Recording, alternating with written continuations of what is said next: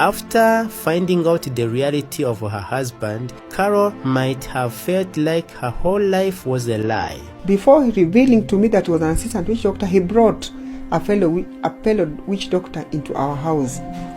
I remember. He used to sleep in my daughter's bedroom, and he used to entice the evil spirits there. So he was in cahoots with my husband, but I did not know. So they enticed the evil spirits, and they spoke to me, and of course they knew me because I had already had I was already in touch with them. If you are thinking this is worst could have happened to Carol, wait to find out the heights of worst that happened to her later. At the time I had money, like I said, 200,000, which I did, and that my life would be better, my health would be better, and I would get more money. So this man, I gave this money to him, and then he made a concoction and gave me to drink. This concoction I later learned was made of dead bodies, and bones of dead people, the flesh of dead people, and what else? And the soil, the cemetery where they are buried. So he was blending and giving us to drink. The people who we drank with this concoction passed on, but I managed to survive.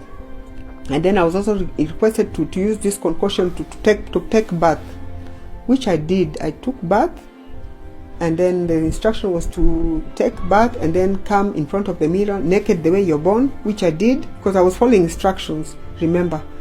So I came, and then I told the evil spirit that here I am, do as you desire.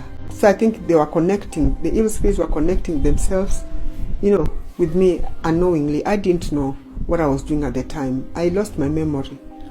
Then I was given a blank paper to put under my pillow. And then in the morning when I woke up, because I locked my room, there were writings on this blank paper with blood.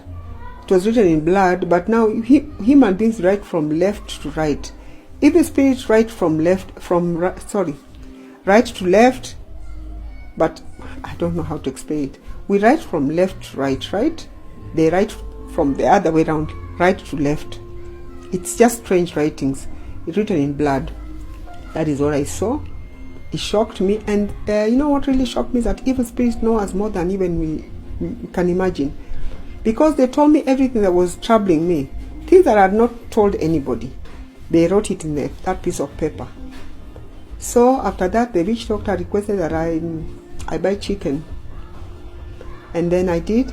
And then he brought out a syringe and took the blood from the chicken and injected me with it. And took mine and injected the chicken. So I think one person even made a joke and said that I had a blood transfusion with chicken. Which is okay. I didn't know what I was getting myself into at the time. But I think after that, my condition got worse. I kept losing. My health was deteriorating. I lost the money. I was losing money. I didn't know what was happening to me. I could hardly sleep. With witch doctor who came to our house, who was brought by my husband. One day I inquired. He used to go out and come back. So at some point I insisted. I wanted to know where they were going to. Then he told me that he goes to sleep in the cemetery in the night. My husband used to escort him at 6 p.m. and then he comes back in the morning. So he told me that he goes to one of the major cemeteries within Nairobi, sleeps there, and then he does his stuff for different categories of people until morning. As in, they start from around midnight until 4 a.m. So when I inquired who these people were, then he gave me 5 categories. He told me that there were pastors, politicians, prominent businessmen and women, the youth, and musicians. Those categories. I'm not saying that all of them do that, but there are majority of them do it. There are few of them who don't do it. I'm not here to judge anybody, but I'm just stating what the witch doctor told me. So he said that they go and sleep in between the graveyards, and then he does the enticing and treatment. So when I inquired, he refused to tell me what it entails. So then it was okay. After hearing that, I was shocked. But then I decided to just keep quiet.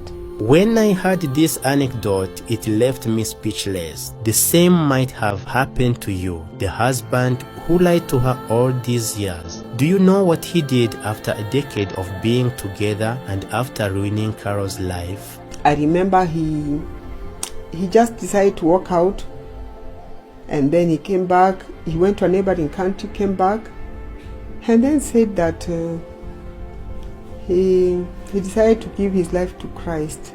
So I'm not in a position to judge him, and that he's a pastor, which is okay. I'm not here to judge anybody. So then after that, he decided to remarry. Left me with the kids. The two, of course, the other ones, I lost the 4 kids, but now I have 2. So it was okay. I don't have anything against him. You told that you were living a lavish life and you have lost all of it. So what challenges are you facing now? So the challenges that I'm going through right now, there are so many. Like, I've not had a job for the last 6 years.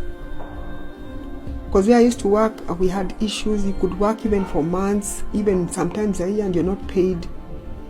Yet I'm qualified, so I don't understand.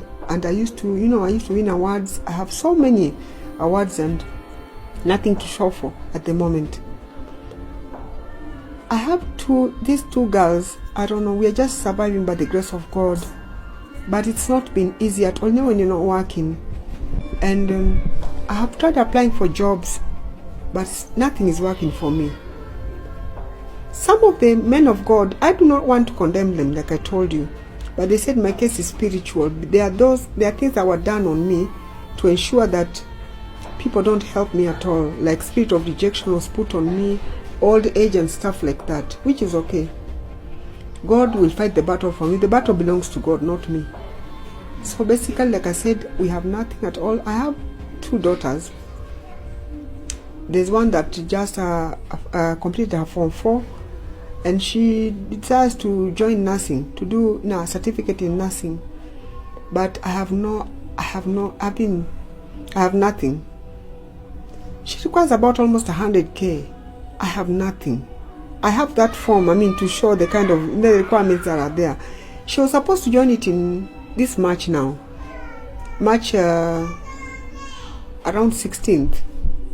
She's just there. She's like, Mom, when is God going to do this? Open a door away for you, because I'm so tired of sitting in the house. And she's the type who just sits in the house. She doesn't walk around. She just, she's there. She's prayerful. She loves God, but now she's just wondering. I don't know what to tell her. All I normally tell her is that God is faithful. God will come through for us, and she tells me amen. I don't know. So that is the challenge I've been going through. Sometimes even food, it's not easy. My brother being without a job for 6 years is not easy. So I believe my encounter with the evil spirits, my first encounter, paved way for the second one, like I said, the third and the fourth. And then also the kind of interviews that I used to do affected my life a lot. So life has not been easy. I lost everything that I had. As I'm talking to you, I have totally nothing, but only God. I don't know, God is my refuge. The friends that I had, all of them took off. When you're in trouble, people take off from you. People feel like you're a burden. But God can never tire of us. That I know. Our God is a God of restoration. God is a spirit. He cannot come down, but he uses men and women of influence.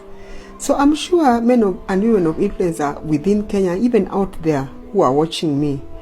And God can use you. God can use anybody. We are told that I can put my trust in somebody else, but God has a different plan for me. So God cannot come down, because if he comes down, we all die as a spirit.